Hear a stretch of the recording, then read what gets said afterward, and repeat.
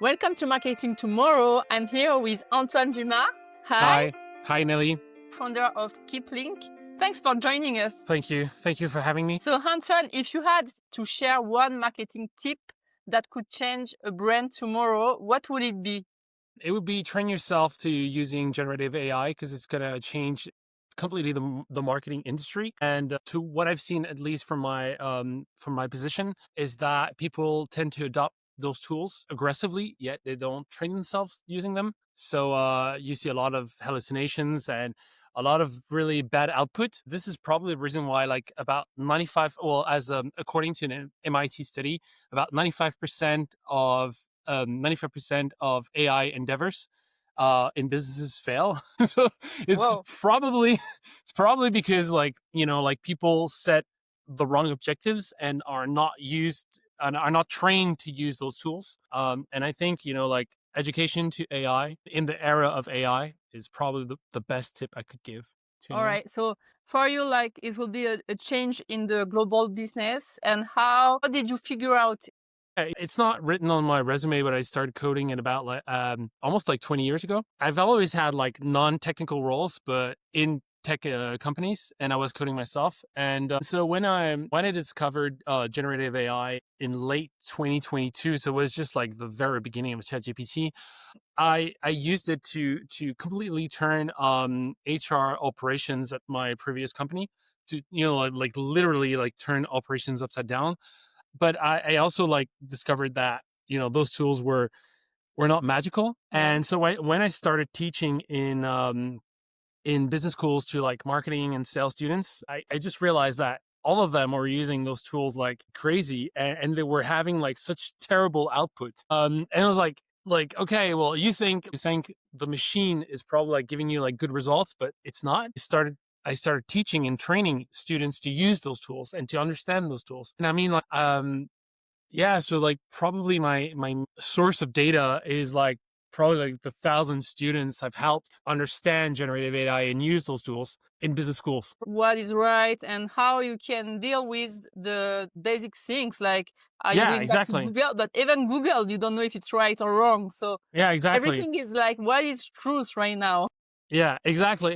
And I was having this discussion with my father, who's 75 now, and he used to be between his 20 and 30 years old. He was a software engineer, trained at IBM in the 70s. So I grew up in like in a tech savvy family, let's put it that way. And I was having discussion with my father about AI, and it was like, it makes me think of back in the day, when we were like, you don't believe everything you hear on the radio. Don't believe everything you hear on TV. Don't believe everything you read on the internet. Don't believe everything you read on social media. And now it's like, don't believe everything AI is giving you. And one thing I think, well, that's my probably my main, like, my key takeaway on this is that once people understand that generative AI is non-deterministic, and that if you ask 3 times the same question, it will give you 3 different responses and 3 different outputs, because it's only like statistics behind.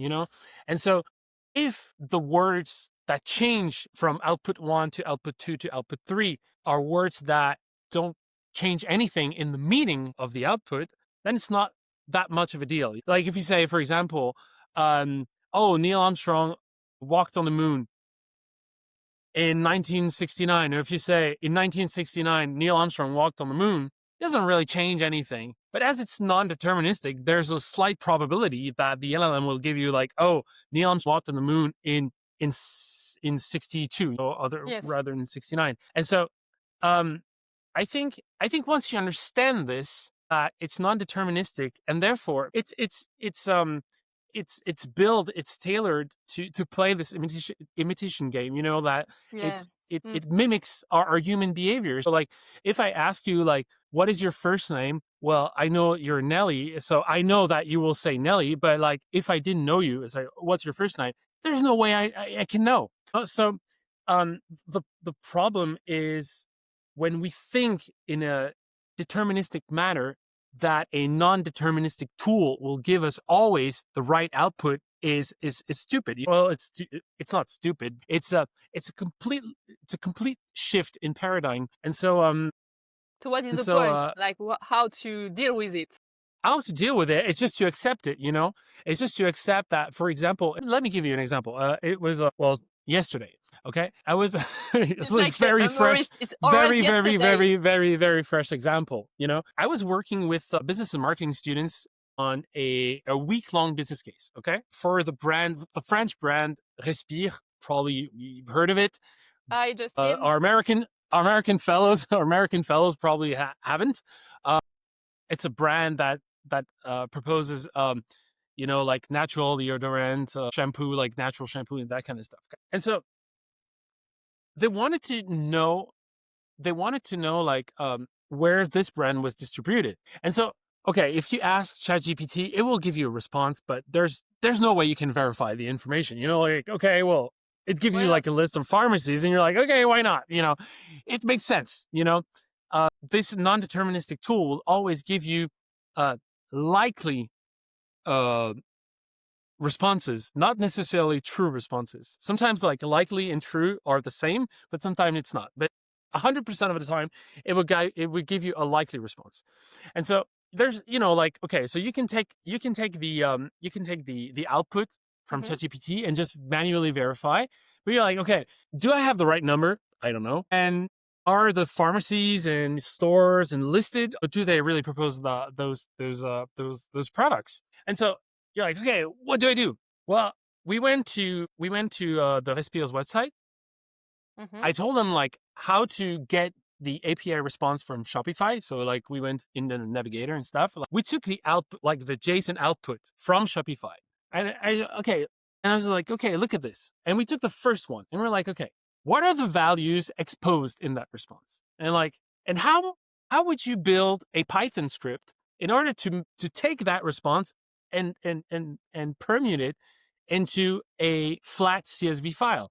So like I'm using the non-deterministic capabilities of the LLM to create something new that is 100% deterministic. Like this script, every time you will give it like the same input, you will get the same output. And so we built this Python script. It took about like a minute, and then we just ran it into Cursor, which is a vibe coding development environment. And so like within like 10 minutes, we went from like having no clue where those products were being distributed to having like the full list of like the 3,546 pharmacies. No way.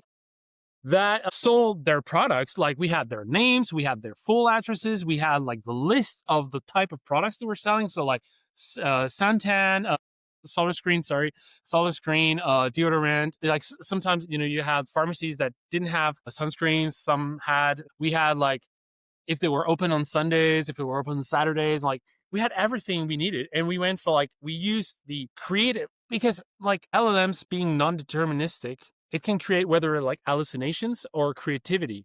And so we use this superpower to leverage, to leverage our imagination to build like very, very powerful tools. And I think like, especially with generative AI, like education and training is really the key. Like sorry for your American audience, but to make sure that you basically don't fuck it up, Yeah, that's what I say. So you mean that today you can have a lot of information which should be like critical in a way, because you can get everything from private data from companies. No, but not necessarily. Once you understand like how the internet works, I mean, like I didn't hack anything. I just took like the API response that was sent into my browser, and I just took this like from within my browser. I didn't ask anything. I just took it from my browser, and that was it. That's crazy. And Antoine, so now if you had 1,000 spent on marketing tomorrow, where would you put it? If I had $1,000 to spend on marketing tomorrow, it would probably be on my ghostwriter. because I took I really, really dislike social networks.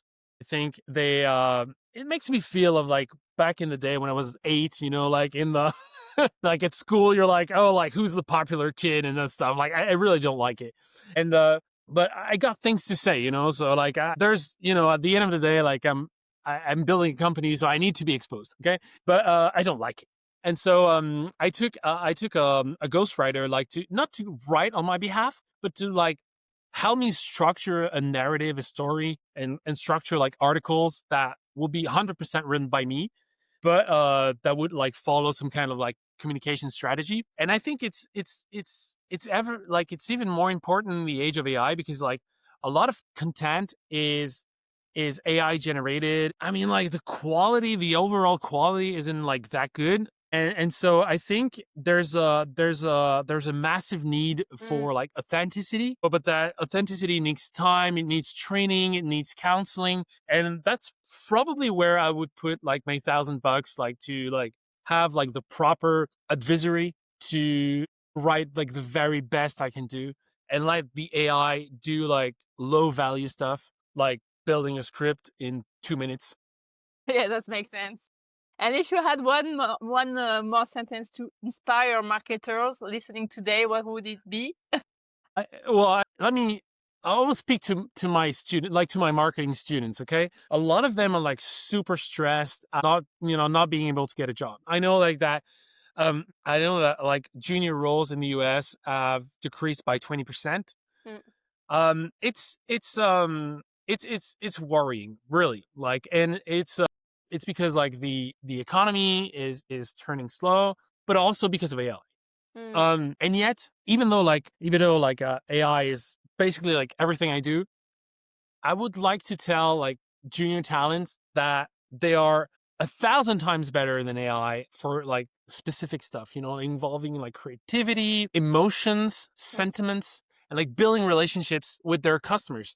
And so with that like very human common sense they have, they need to play on that strength and leverage this using AI like to augment themselves in order to give their very best shot. And I think there will always be there will always be a place for human, because at the end of the day, like